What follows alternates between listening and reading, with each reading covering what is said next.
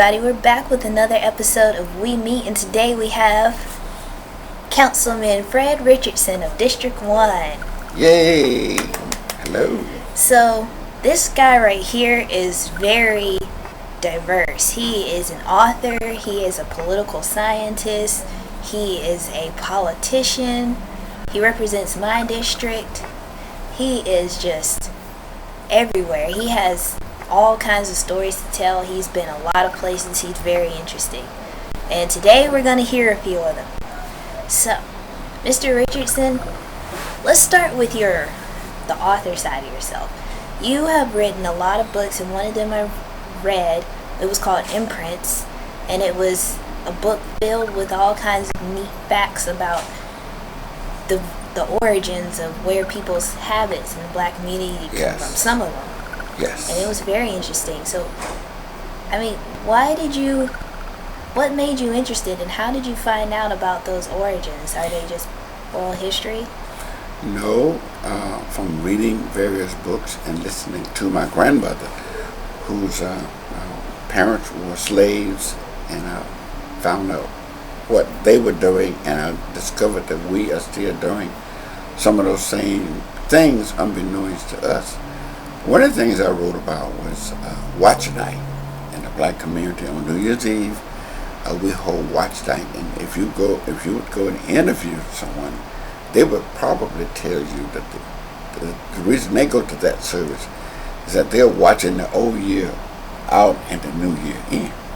No, that's not what it was. Abraham Lincoln promised that on December 31st at midnight, 1862, that he would sign the Emancipation Proclamation.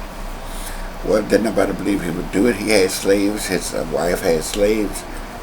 No one believed that he would do it. But they waited up and they watched to see if, in fact, Abraham Lincoln would sign the Emancipation Proclamation at the stroke of midnight, which was really it was January 1, 1863. Abraham Lincoln did sign the Emancipation Proclamation, and when the word got back to blacks all over the nation, they were in jubilation, and many of them fired the weapons off. And if you watch on New Year's Eve, you can hear a lot of gunfire at the stroke of midnight. But if you go and ask the people, why are you firing your gun, they don't know. Because that's when we received our freedom. That's when Abraham Lincoln signed the Emancipation Proclamation. Unlike July the 4th, 1776, when this nation received its freedom, they fire fireworks. You have all kind of noise made because of, but that wasn't our day. Our day was midnight on New Year's Eve at stroke of midnight each year. We go into a celebration mode, a celebratory mode with this gunfire.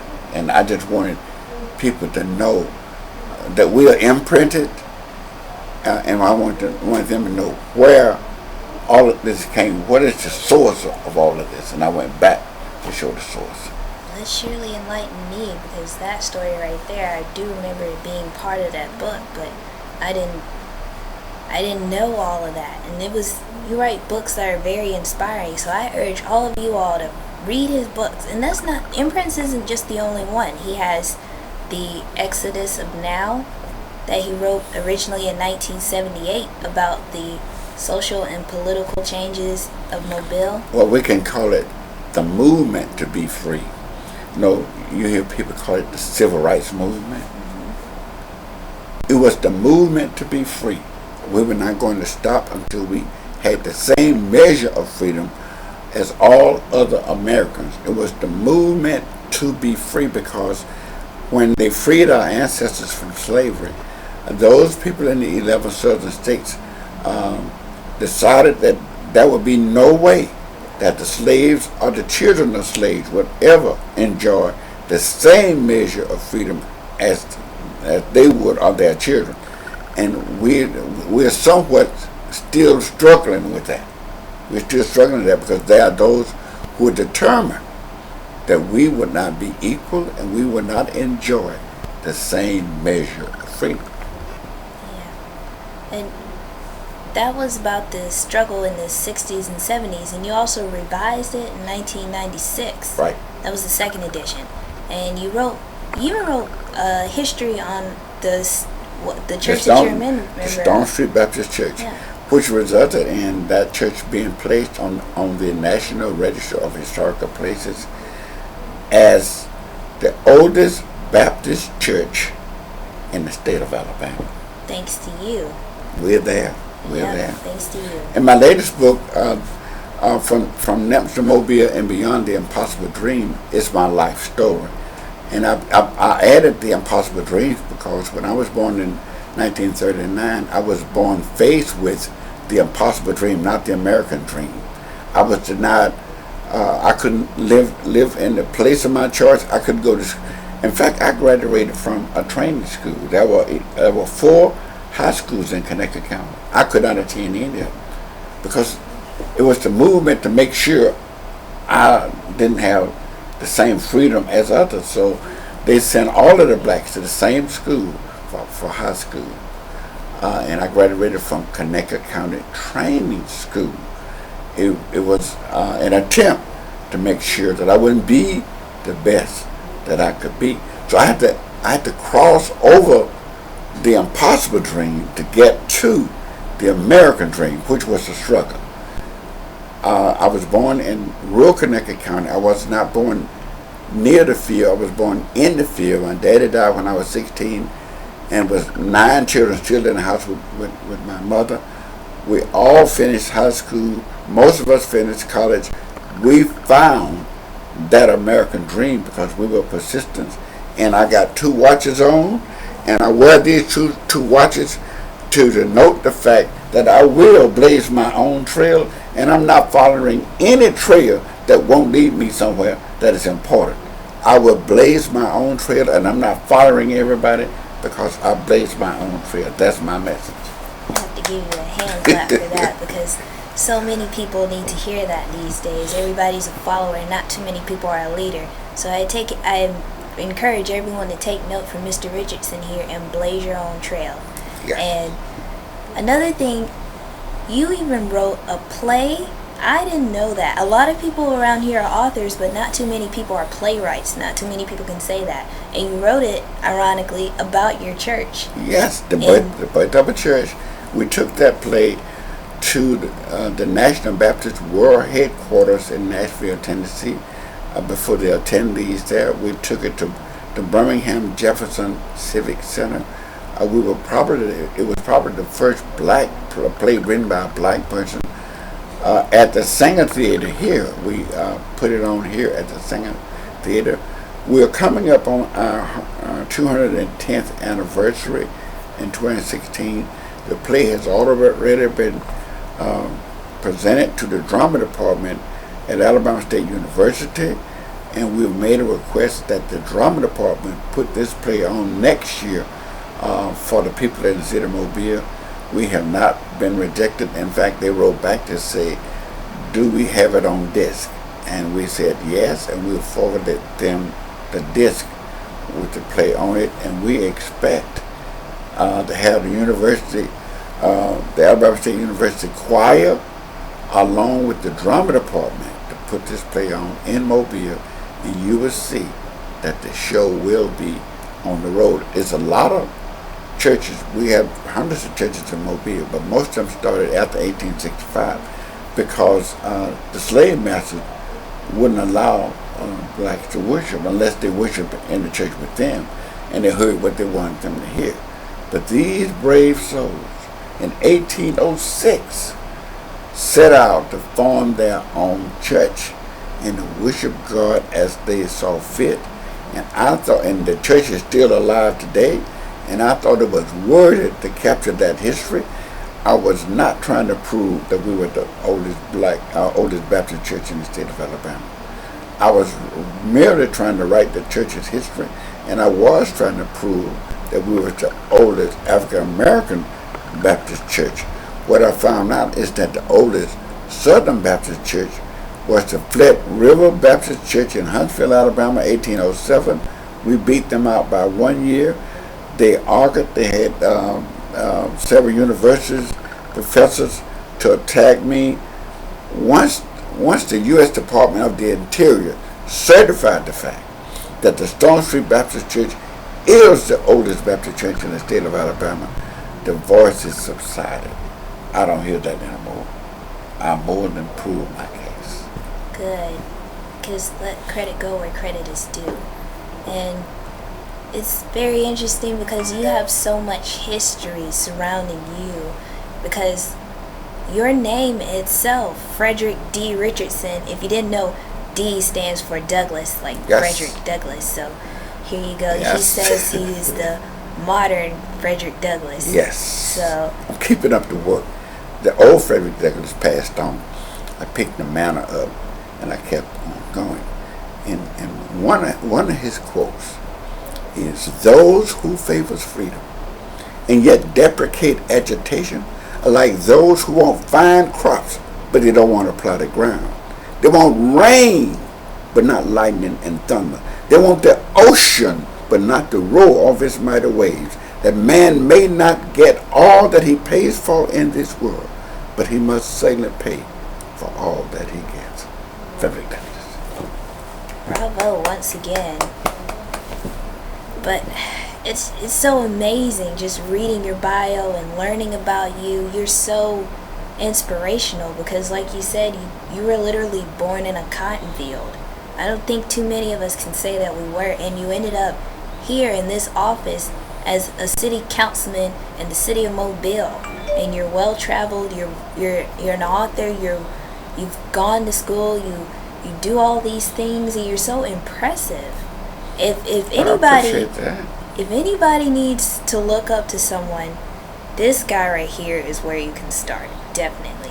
Well, I appreciate that. Well, let me just say this is not bragging, but in city government in the city of Mobile, I am the highest African American official in city government.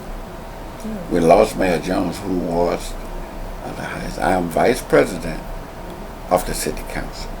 So there's not an African American in city government with a title higher than mine, and I have the longest tenure than anyone in city government here.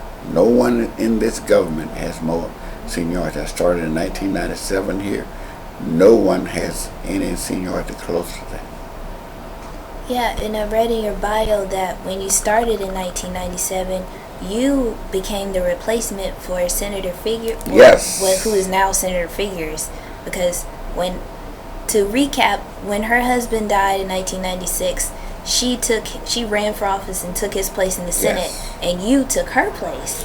Well, I supported. Well, what happened? She first ran for city council, and she was a runoff. It was three of us. It was myself, the city councilwoman, Ermatine Watson, and it was Vivian Davis Figures. It came down to a runoff between Vivian Davis Figures and Ermatine Watson. Okay, whomever I endorsed was going to be the winner. So what I did, I called my supporters together. I did it the fair and an equitable way, and I put it to the vote. Who would you want me to endorse? Ermatine Watson or Vivian Davis Figures? By unanimous consent, they all said Vivian Davis Figures. So when I went to tell her that I would endorse her, and I was, she had lots of boards. I didn't opt for none of that. No. All I want is that for whatever reason, if you leave this position, I want you to endorse me just like I'm endorsing you. She said, I will do it. We didn't know that Senator Figures was going to pass. Senator Figures passed, her husband, and she opted to run for his position. And she won, but she had an opportunity to make a recommendation as to who would take her position. I doubt if anybody in the city would have thought she would have picked me. First of all, I've been active in the civil rights struggle since the 60s. And I was not passive. I was very active and demanding about equal rights. where I had stirred up the powers that be, and a lot of blacks were imprinted, and they had joined the side of those we were fighting against. So when she nominated me, it set a lightning rod through the African American community. So when the movement set out to make sure that the council members didn't endorse me, well, it wasn't but 6 council members, and it wasn't but 2 blacks, because Senator Fickers, when she was on the council, would have made the 3rd one. So I had 4 whites and 2 blacks, and then I needed 5 votes. To me, it appeared that I was dead in my tracks. And one of the 5 had already, one of the 2 blacks had already endorsed somebody else. They already written a letter to the mayor saying, I don't support Fred Richardson, I'm not going to vote for him, and they made their own nomination. So it wasn't but possibly 5 people, 4 of them white. When the vote came down, I got 5 votes, all 4 of the whites, and Councilman Clinton L. Johnson joined them and voted for me, and I replaced Senator Fickers.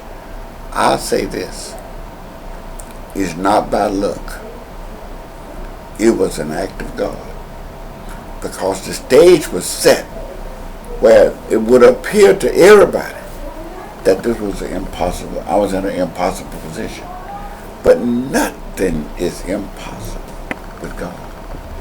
And I think God wanted me to know that it's not you. Was not your education, was not your experience, was not your role in civil rights. It's because I want you to be there.